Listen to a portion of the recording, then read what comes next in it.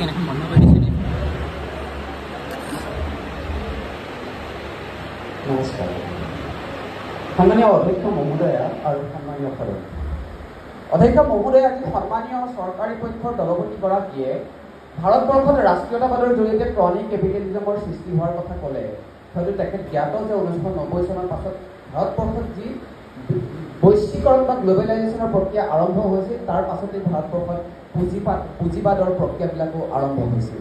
সেই একেই চৰকাৰী পক্ষৰ অন্য এগৰাকী বক্তাই কৈ থৈ গ'ল যে 1990 চনৰ পাছত এইখন ভাৰতবৰ্ষত ৰজনী কোঠাৰী সেই কংগ্ৰেছ ছিষ্টেম শেষ হৈ যোৱাৰ পাছত আঞ্চলিকতাবাদী ৰাজনীতিৰ উত্থান হৈছিল।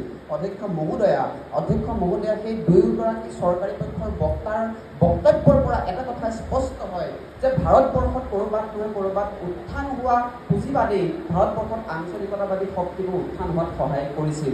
এই স্ববিৰোধিতাক আজি সন্মানীয় চৰকাৰী পক্ষৰ বক্তাসকলে নিজৰ মাজৰ পৰা গ্ৰহণ কৰি ল'বলৈ এতিয়ালৈকে সক্ষম হোৱা নাই, আৰু সেইবাবেই বিৰোধিতা কৰিছোঁ উত্থাপন কৰা বিধেয়কখন।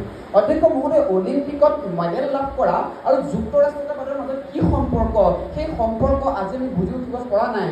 অধ্যক্ষ মহোদয়া, যদিহে ইমানেই জনপ্ৰিয়তা আছিল, তেন্তে 2024 চনত হৈ যোৱা উৰিষ্যাৰ বিধানসভা নিৰ্বাচনত বিজেপিয়ে কেৱল মাত্ৰ 51খন আসন আৰু ভাৰতীয় জনতা পাৰ্টীয়ে 78খন আসন কিয় লাভ কৰিছিল, সেই কথা আজি সন্মানীয় চৰকাৰী পক্ষৰ বক্তাজনে স্পষ্ট কৰি দিয়াটো প্ৰয়োজন আছিল। অধ্যক্ষ মহোদয়া, আজি তেওঁলোকে পঞ্চায়তী ৰাজ ব্যৱস্থাৰ কথা ক'লে। পঞ্চায়তী ৰাজ ব্যৱস্থা মানে আঞ্চলিক ৰাজনীতি নে ই এটা যুক্তৰাষ্ট্ৰীয়তাবাদৰ উপাদান, সেই তাৰ মাজৰ অৰ্থৰ বিভ্ৰান্তিত আজি তেওঁলোকে ভুগি আছে। মই তেওঁলোকক আপোনাৰ জৰিয়তে সন্মান সহকাৰে স্পষ্ট কৰি দিওঁ যে ভাৰতবৰ্ষত 73 আৰু 74 নং সংবিধান সংশোধনী আইনৰ জৰিয়তে পঞ্চায়তী ৰাজ ব্যৱস্থা প্ৰচলন কৰা হৈছিল, আৰু সেই 73 আৰু 74 নং সংবিধান সংশোধনী আইন ভাৰতবৰ্ষত গ্ৰহণ কৰা হৈছিল ভাৰতীয় জাতীয় কংগ্ৰেছৰ নেতৃত্বত, প্ৰধানমন্ত্ৰী PV নৰসিংহ ৰাওৰ নেতৃত্বত। অধ্যক্ষ মহোদয়া, সেই বাস্তৱিকতাখিনি আজি বুজিছোঁ বাবেই তীব্ৰ ভাষাৰে বিৰোধিতা কৰিছোঁ উত্থাপন কৰা বিধেয়কখন। আজি সন্মানীয় চৰকাৰী পক্ষৰ বক্তাসকলে পুত্ৰী শ্ৰী ৰামুলুৰ কথা কৈ থৈ গ'ল সঁচা। 1952 চনত আমিও জানো আঞ্চলিকতাবাদৰ নামত তেখেতে একেৰাহে 58 দিন আমৰণ অনশন কৰি মৃত্যুমুখত পৰিছিল। 1953 চনত তাৰ পাছত গঠন হৈছিল অন্ধ্ৰপ্ৰদেশৰ ৰাজ্য।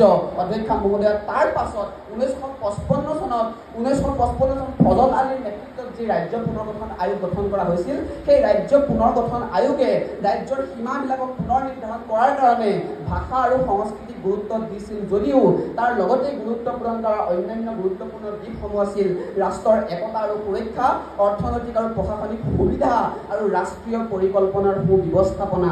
এই বাস্তৱিকতাখিনি আজি উত্থাপন কৰা বিধেয়কখনৰ সৈতে সন্মানীয় চৰকাৰী পক্ষৰ বক্তাসকলে সম্পৰ্কিত কৰিবলৈ সক্ষম নহ'ল, আৰু সেইবাবেই তীব্ৰ ভাষাৰ বিৰোধিতা কৰিলেও উত্থাপন কৰা বিধেয়কখন। অধ্যক্ষ মহোদয়া, মিচেল ফুক'য়ে 1982 চনত দ্য ছাবজেক্ট এণ্ড পাৱাৰ নামৰ শীৰ্ষক তেখেতৰ গৱেষণা পত্ৰখনৰ জৰিয়তে যি পাৱাৰ অৰ্থাৎ শক্তিৰ ব্যাখ্যা আগবঢ়াইছে, তাত স্পষ্টকৈ কৈছে যে উত্তৰ আধুনিক দৃষ্টিভংগীৰে পাৱাৰৰ বা শক্তিৰ কোনো নিৰ্দিষ্ট ব্যাখ্যা নাই। ভাৰতবৰ্ষত নীতি নিৰ্ধাৰণৰ শক্তিটো ক'ত কেন্দ্ৰীভূত হ'ব, সেই কথা নিৰ্ধাৰণ কৰা হ'ব ভাৰতবৰ্ষৰ সংবিধান, ভাৰতবৰ্ষৰ কেন্দ্ৰীয় বিধানমণ্ডল আৰু ভাৰতবৰ্ষৰ ন্যায়পালিকাৰ মাজত হোৱা ক্ৰিয়া আৰু আন্তঃক্ৰিয়াৰ মাজতহে।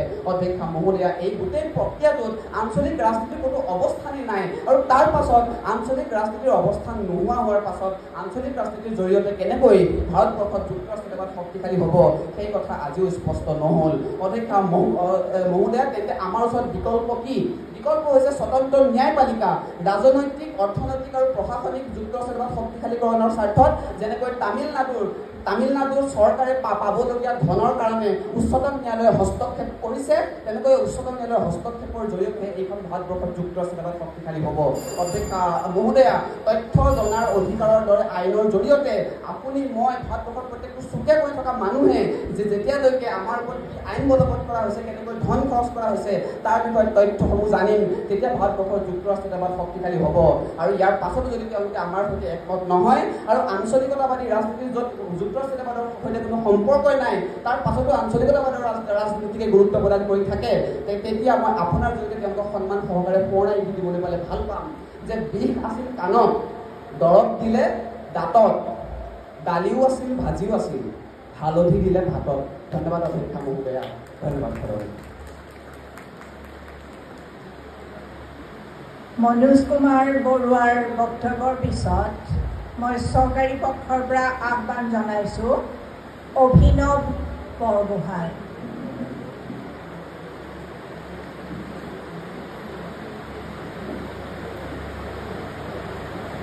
Welcome to all the best.